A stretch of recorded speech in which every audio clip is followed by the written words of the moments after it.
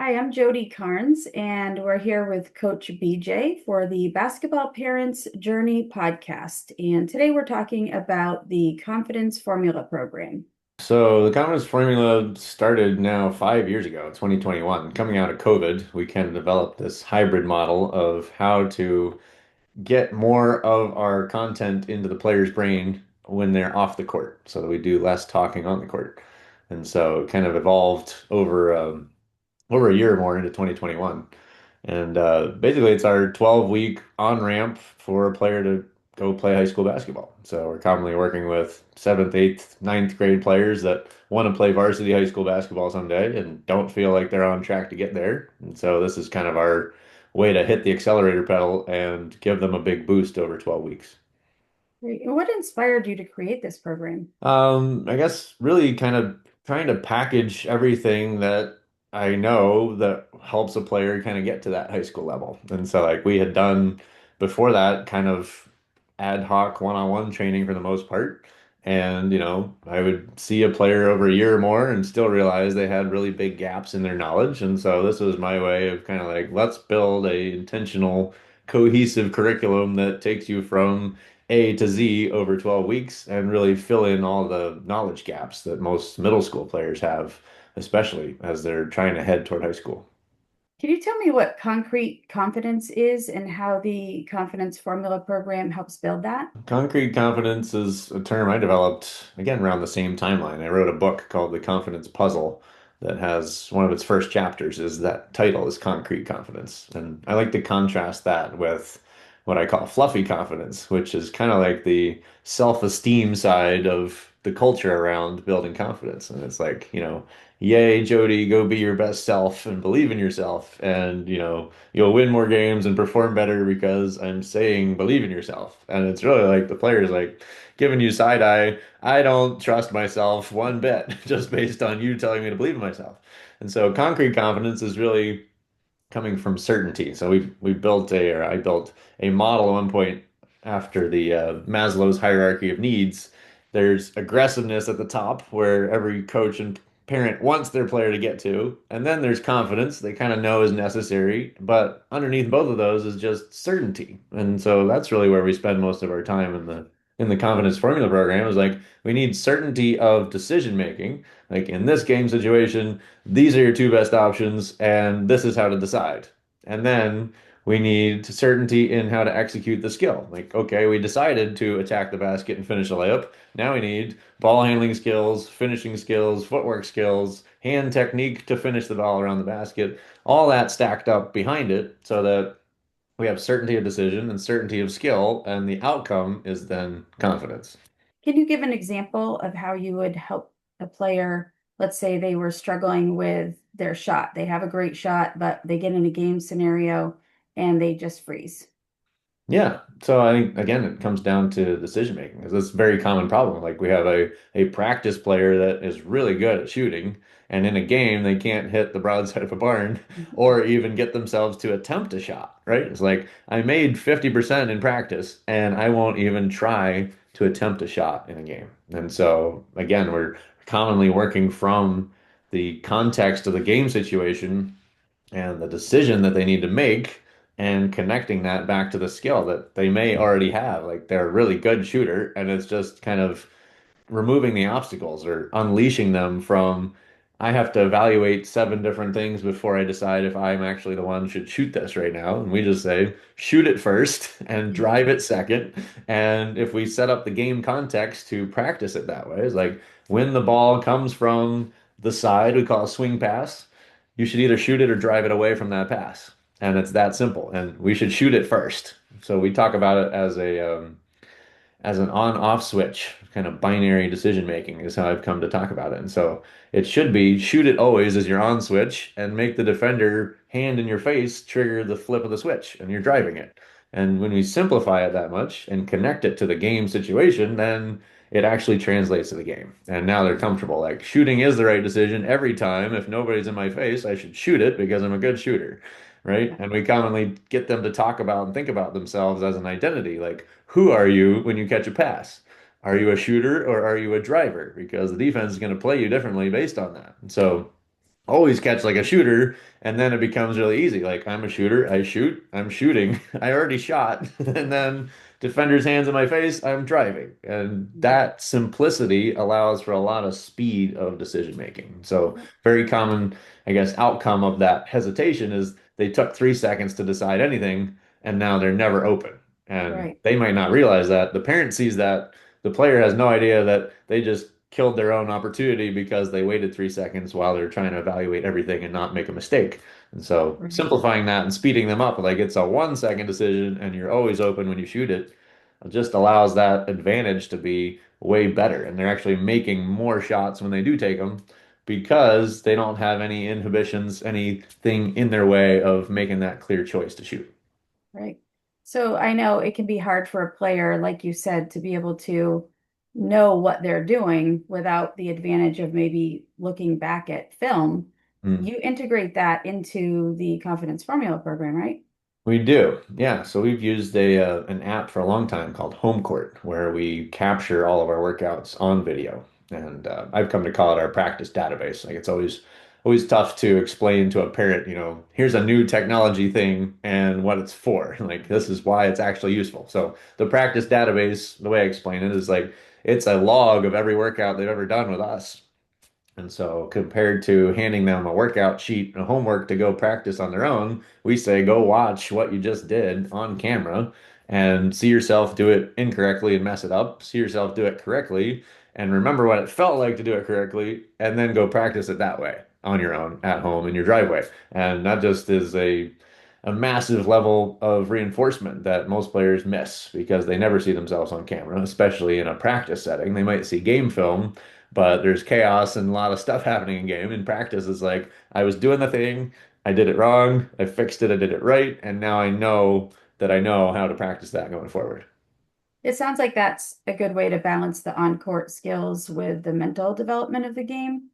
Yeah. Any other ways that you do that also? Yeah, so we use a preview video. So we call it priming the brain. So, one thing again coming out of COVID and the development of this program was, we could do a lot more work on the court if I didn't have to stop and talk about stuff and explain things. And so our prime the brain or preview video is a curriculum model where we try to get the player to understand everything about what they're getting in for this week. So, hey, this is what we're going to do this week. This is why we're going to do it that way. Here's what it's called. Here's what it looks like with a better player doing it. And they have all that stacked up mentally before they ever touch the court. And then it's just massively less talk and more action. We get a lot more done with our training time by having all that covered off the court, outside of our gym time. Can you walk me through what a typical week for a player that's in the confidence formula would look like?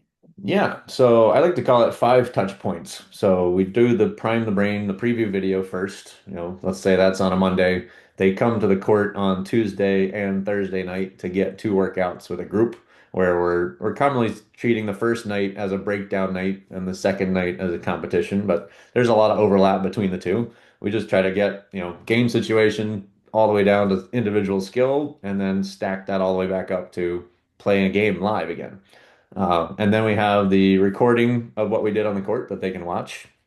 And then we have a quiz to wrap up each week and just kind of check their attention because it's coming at them fast. Like I try to describe this whole program as a very fast learning curve. Like it's not like our 4 week courses, we spend 4 weeks on one subject. This is like, hey, we did footwork last week. Here's finishing this week and ball handling next week and shooting after that. And it's like we're going really quickly through a huge stack of concepts and mentality and skill. And so checking retention is, with a quiz is usually 3 to 5 questions. Like, again, what did we do this week? Why did we do it that way? What was it called? Just making sure that it's sticking with them. And, if they get several questions wrong, then it, triggers us to ask them when we're on the court in person, like, hey, you want to walk through this again? Did you understand what we were trying to talk about with that quiz question? And, really just make sure that they understand what we're talking about and making it stick so that we're more certain that it's going to translate to games when they get on the court.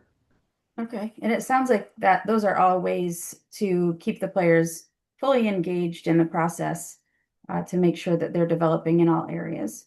Yeah, it is. And it's really when they think about it 3 different times off the court as well as when they're on the court 2 days a week, it's really like 5 times it has touched their mind in a week instead Right. of just the 2 hours that they're on the court with us.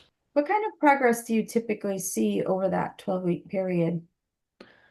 That's a great question. So the original name of the program was just named after our brand of the play practice formula.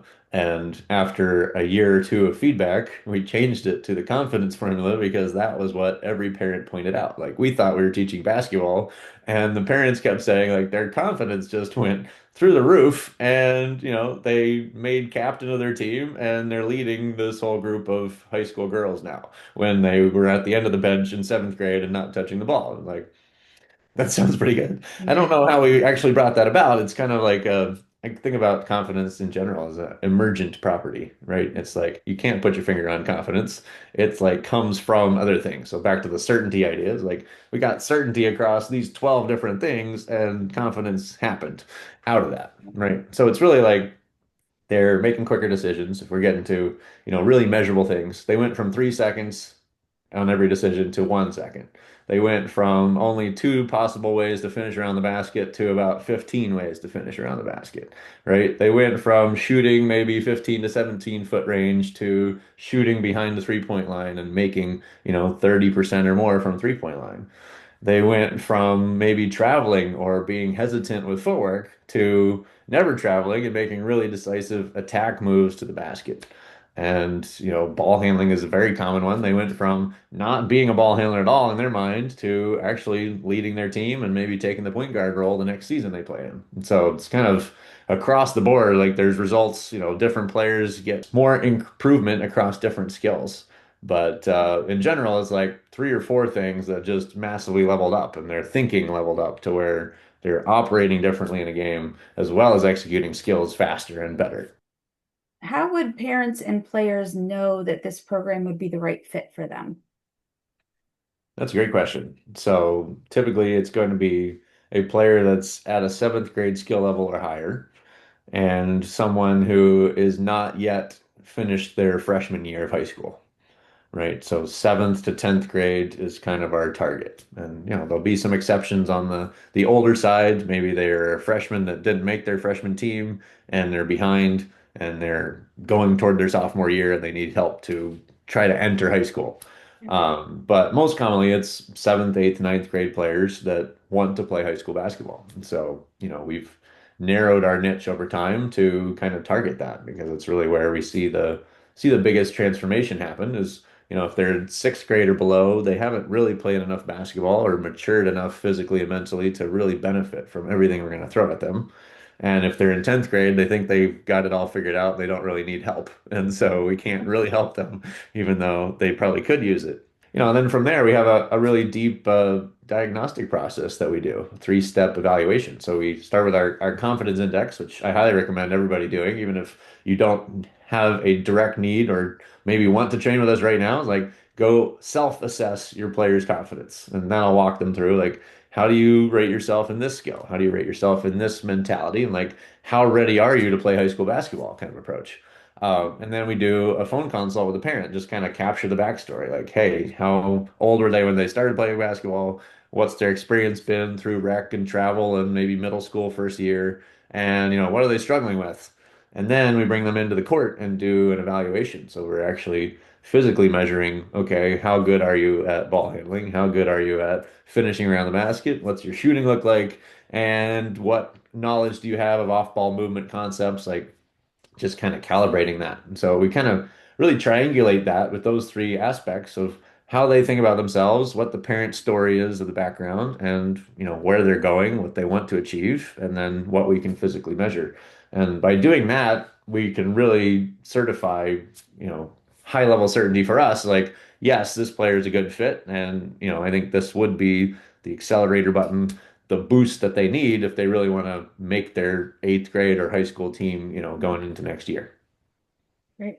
How do you separate out? I know that you could end up with athletes with different skill levels, and how do you separate out those groups? Yeah, that's a great question. So we actually have a system we call socks that is actually tied to physical socks that we hand out at the end of our evaluation.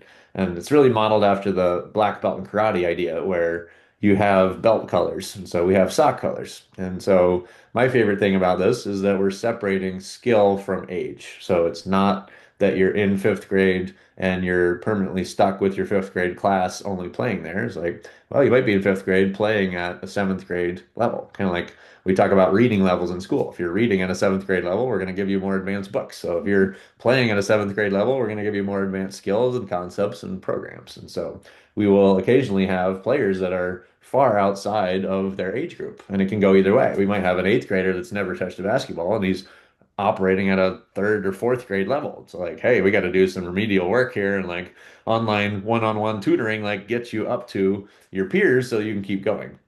Or we might say, hey, you're a really advanced sixth grader who's tall and like got it going on with basketball. And like actually you could play in the confidence formula program and go with our seventh grade class because you're kind of playing ahead.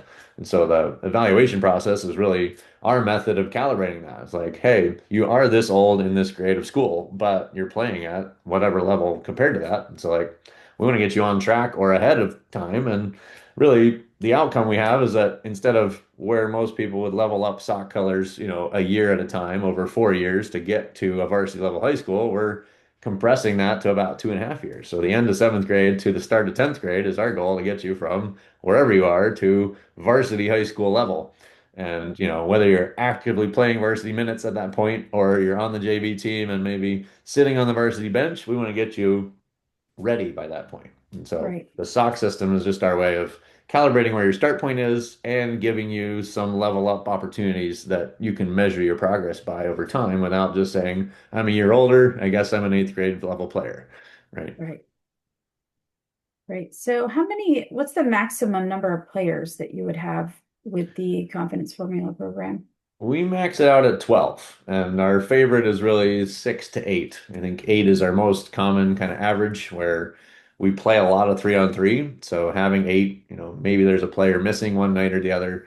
And so we still have 6 every night where we can get a high level of repetition, individual attention on the individual skills, and we can stack that up and play 3-on-3 from a lot of different situational games. And again, get that vertical stack so that it translates to the game by having both sides of that. But 12 is our max, A, because of the size of our gym, and B, just because of the attention to detail we want to bring to each player. We don't want a huge group where we can't touch them with multiple hundreds of reps, in an hour's time. Right. When does the next session start? We start March 16th. We're going to have three different programs going. So we have our green sock level, which will be mostly seventh grade players, Monday and Wednesday nights from 6 to 7 p.m. We have our blue sock group, which will be Tuesday and Thursday night, 6 to 7 p.m. Our purple sock, which is all our high school level and above, is going to be Tuesday and Thursday, 7 to 8 p.m. And then we are going to have a girls group for blue and above skill level that's going to be on Saturday nights and Monday nights from 7 to 8. Right. And how could we find out more information? You can go to our main website is playpracticebasketball.com/confidence. Takes you to all the details, testimonials, a big long page of reading about all my thoughts about all the detail of the program. Hey, great. Thank you, BJ. I appreciate it. You're welcome.